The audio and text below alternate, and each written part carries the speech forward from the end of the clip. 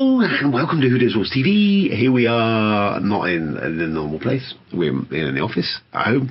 I can tell you why. My neighbours, God bless their souls, love those neighbours, have decided that they're going to saw down a tree at this precise moment, a big fucking tree. Now, that is kind of pretty much neighbouring on Okay Bunker. So I'm at risk of a tree in the face, which is generally not a pleasant experience, and a chainsaw does not mix well with audio. So we're in here. So we're going to use this technology that is available to us that I've toyed with messing around with, but we're going to mess around with it now. As I can discuss stuff, I can show you things. How thrilling! That'd be amazing, wouldn't it? That'd be exciting. So we're going to do that today.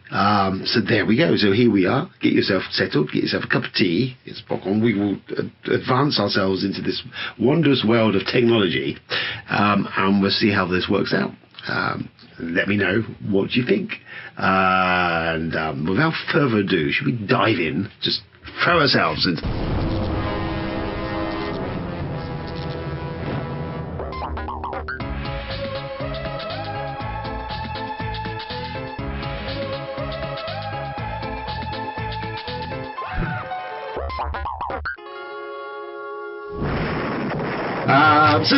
So start off the bat, let's do some Kickstarter as we're on. Here's all this Kickstarter stuff. This is new stuff that's out at the moment. None of this rings any bells to me. I don't know any of these. Doesn't look terribly thrilling. Lockdown and informative journey. No, we don't need any lockdown. So Monumental is on. Never played Monumental. Never had any dealing with it. I see that's on there. It's made a lot of money. 197,000 grand. So that's a silly amount of money. Buy-in on that is like $200 or something. So I don't know. I did see this popped up. I was actually tipped off to this the other day by what was it? Ooh, yes. I'm so good at this. James Murray. Sorry, James. Yes, James tipped me off on this. This is Dinosaur 1944. Peterson Games. Now, what enticed me to this is back in the midst of time, about 2005, there was Peter Jackson did an April Fool's joke where just after he'd finished filming Kong, the King Kong remake, that he was going to do 2 follow-up sequels, and one of them was going to be King Kong in the Lair of the Wolf or something like that, which was essentially the setup, and they showed some pre-production art and some bits and pieces, was going to be King Kong fighting Nazis. And at one point there, the idea was to have gun emplacements on Kong's shoulders and fantastic. How amazing is that? So anyway, that it was sadly an April Fool's joke, which is I want that movie. I really want that King Kong movie. But anyway, that aside, this brings us to Dinosaur 1944. 52 grand at the moment. 10 days to go. It's essentially that. It's you as some GIs in 1944 fighting dinosaurs, essentially running around Skull Island. Fighting dinosaurs. There we go. Some miniatures. They're quite nice. Some big old dinosaurs. I mean, it sounds kind of cool. I like the idea of it. Buy-in is not terrible for Peterson. Actually, $79 is relatively, for them, is quite reasonable. However, usually there is about 2 billion optional. There we go. Optional buys. So at the moment, there's only one. There's Mini Skulls. Maybe that's all they're going to have. But I know, like Cthulhu Wars, which looks very cool, but it's like expensive for starters, and B, it's got about 25 million expansions. So I don't know, this is kind of cool. I mean, the theme of this is fantastic. I really love the theme on it. I like the idea of you running around troops fighting dinosaurs, rolling dice. So it looks kind of cool. So that's definitely the problem is I'm backing a lot of stuff at the moment anyway. So I'm backing Lockdown. I've backed something else recently. It's hard to. I don't know what else we got there. Neurotic Rockers. That looks awful. This has been Ali. It's been popping on my Facebook, but I don't know what it's about. Yeah. Box Dungeons. I'm just going to quickly skim through it, see if there's anything else that jumps out at me. The Astral Gateway. 3D printable files for Stargate. I have breathed in something in that office. I should have bought a can of Dr. Pepper in here. That would have been sensible. But I'm going to go and get that right now. Okay, well there's nothing else jumping out at me. And if I'm honest there, flicking through, there's a compact dice vault, there's a wooden box. Lovely. Willy Miniatures. Fantasy football walked in. That's unfortunate, isn't it, really? Right, anyway. So there's nothing else terribly thrilling appeared on there by the look of it. Personally, for me, nothing there is jumping out and grabbing me. So we're moving on. So that's it. So that's Kickstarter moment. There is, I just got to say this press release. So this is from Glass Cannon Studios, which is new. They've kind of just set up, which Poland, a Polish one. And as we can see here, it's got quite a bit of pedigree behind these guys. I mean, Frostpunk is a Steam game on Steam. It's a PC game on Steam. Essentially, it's a Civ game. Let me find it. There's a video here. While I talk, we'll play this in the background. Oh no, you're loud. That's not what I want you. I'm going to mute it. I'm muted him. Jacob, sorry. So yeah, these guys did This War of Mine, which is a great. It's a depressing game, but the board game was actually a very good representation of the video game. Frostpunk is almost like a real-time strategy, but it's not really. It's kind of a strategy game. You're building a civilization in this frozen wasteland. You've got this big tower, as you can see there. There's this furnace that's burning, and you build your settlement around it, and it kind of spreads out from there. But the nice touch in it, and that it's got this War of Mine feel to it, is that your civilization, the people in there, all of them have kind of personalities and stuff, which affect your decisions. Your decisions will affect them, or what they think, and what they're going to do, and you can have revolution. So it's kind of added this social sort of level to it. That it's kind of cool. Let's get rid of that. We don't need that anymore. Yeah, where were we? There we go, Frostpunk. So yeah, so it's got this sort of whole storytelling thing going on, and your decisions affect that. And it sounds very cool. I mean, it's got a good team behind it. There's Jacob there. He did the great of the This War of Mine board game. Michael Olson is a former CEO of board game publisher Phalanx, so that's pretty good. And they've got Adam Kapowski, who is behind Nemesis and Laws of Endless and stuff like that. So I mean, there's some pedigree there. Frostpunk's not a game that I've played properly in any capacity on the PC equivalent. However, they've dropped me this nice bit of this Gumph, and they've offered me a Steam key for the Frostpunk game. So I will take a look at it, and we will see. That'd be nice, won't it? So that's that. I was going to go into Gamma Early Origins, and that was just a dumpster fire. What was going on there? If you didn't follow it, and it's all kind of happened last week after I put a video. Essentially, what happened is Gamma and Origins Online had a bunch of contributors that were going to be on there. They didn't really make any major statement regarding Black Lives Matter. They had given a statement for some of the contributors to read out. Some of the black contributors or people of colour had said, well, we don't think this is strong enough. We don't think this is really what we want to be saying. We want to change it. They refused to let them to do it. And then pretty much what happened is you just started having people just dropping off. Contributors just were like, I'm not going to work with you then, until everyone pretty much had gone, and then they cancelled the show. So that's a mess. No one's really won on that one. That was a bit of a mess. But yeah, and they've still not really released any decent statement. So yeah, well done guys. Good team, good work. So yes, that was just terrible. Then there's this popped up in my Twitter feed yesterday. So this is Game Science. They do dice. I've never bought anything off them. This missive came out from the owner of Game Dice. Essentially, it's a lot of text here. He's offering a 14% off his dice. However, this is a good one. His family came 1718 from Londonderry. It's good old Londonderry in Ireland. Fuck, Londonderry, mate. But anyway, this is like this 2-page. There we go. There's more of it here. This is basically this whole thing about Flag Day in the States, which I don't understand. It's a flag, okay. He's very patriotic behind it, but this reads like something Trump would have put out. It's essentially not even very thinly veiled racist rant about people invading his country, which is tagged on to a come and buy some of my dice. What's that about?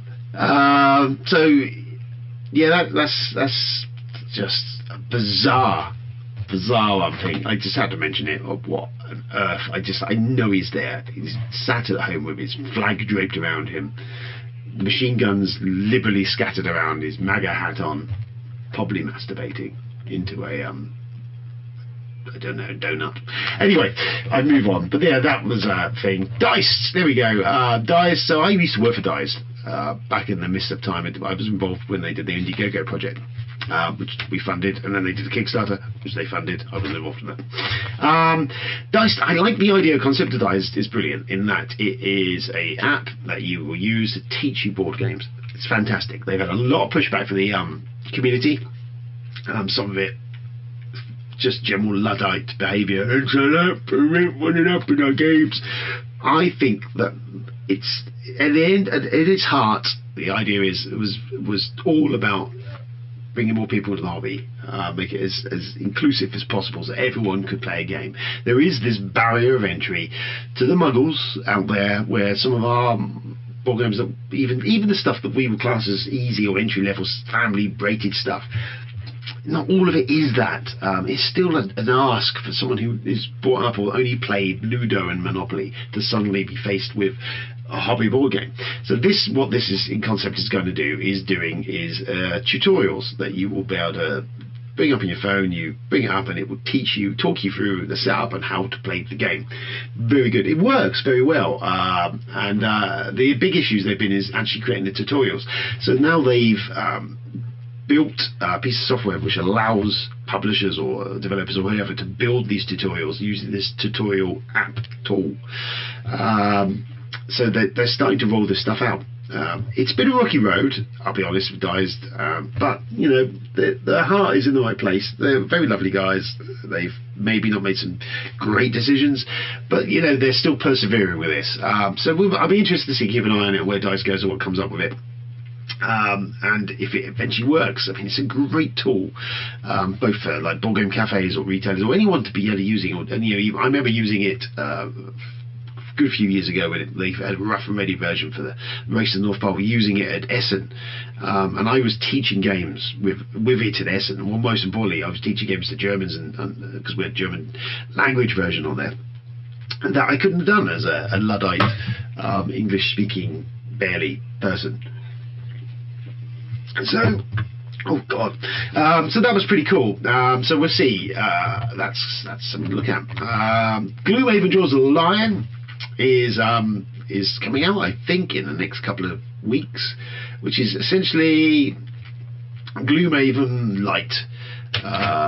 It's a cut down version of Gloomhaven, really, for people to play who are just terrified or can't deal with the concept of Gloomhaven. So it's to make a much more shrunk down campaign, but the basics, all the stuff is in there. It's got a bunch of new characters in there. It does look kind of cool. I don't know if it's something I'd pick up and play. I've played Gloomhaven. I've got Frosthaven back coming. I don't know if I need. I don't think I'd find the time or play a cut down version of it, but that's kind of cool. That was kind of excellent. What else have we been doing? I've been playing some Board Game Arena. If you've not been to Board Game Arena, you should probably go there. Let's bring up Board Game Arena so you understand. Board Game Arena is a it's how to play board games online. This is the best. I really get it. I've struggled with a lot of the online board games. Tabletop Simulator can be real fiddly and twiddly, but I really like that Board Game Arena. Even though it's not got a massive catalogue of games, it's still got stuff on there. It does a lot of the hard work for you. It does all the controlling behind the scenes. They're implemented much better. So you're playing a game and it's doing all the background nonsense, adding scores up and stuff. It's all doing all that for you, so you're just making your moves. So I really think it's really great for that.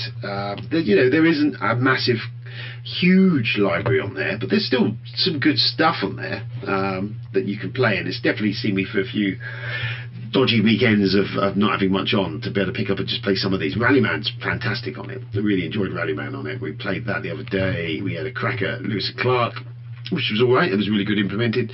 And K2 played, which I've never played before, and I found it actually really easy to teach, and we played that. There's a bunch of other stuff on there, which is all kind of cool. So there's that. Just wish more games were on there, really. I don't know what the deal is. There must be a bit of work involved in implementing them on there. But yeah, that's kind of cool. This 3 to 5. This took my fancy. 3 to 5 Sentinel Comics board game. So Sentinels of Mightyverse. I really love Sentinels of Mightyverse. I think it's great. But it's not the board. It's not the superhero board game I want. It's a great card game. A great sort of you fighting a boss. And it's kind of that splash panel equivalent of a card game or game. So what this is based on Richard Lawrence's Defenders of the Realm, which I've never played, but it's like a 1 to 5 player big sort of campaigny game where you're fighting. I think it's a bit tower defense-ish.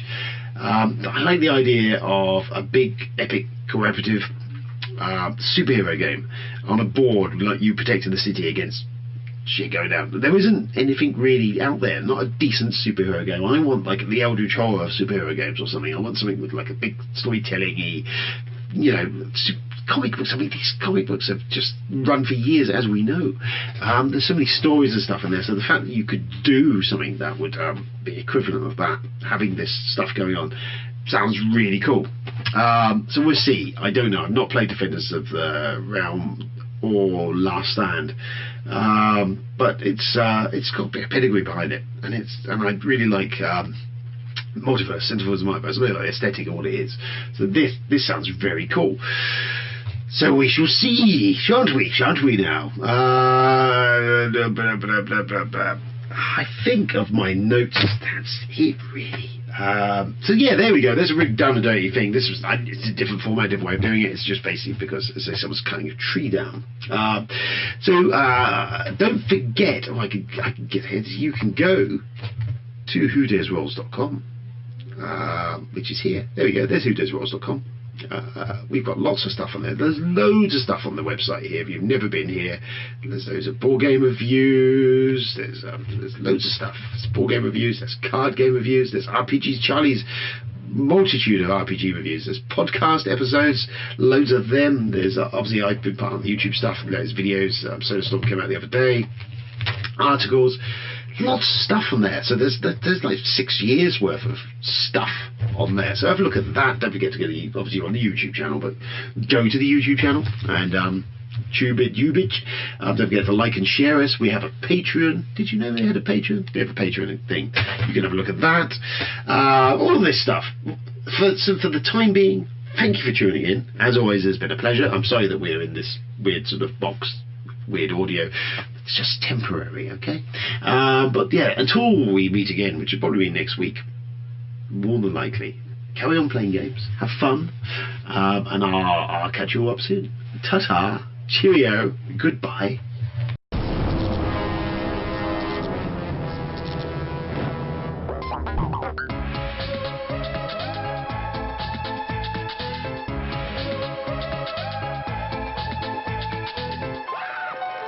Bye.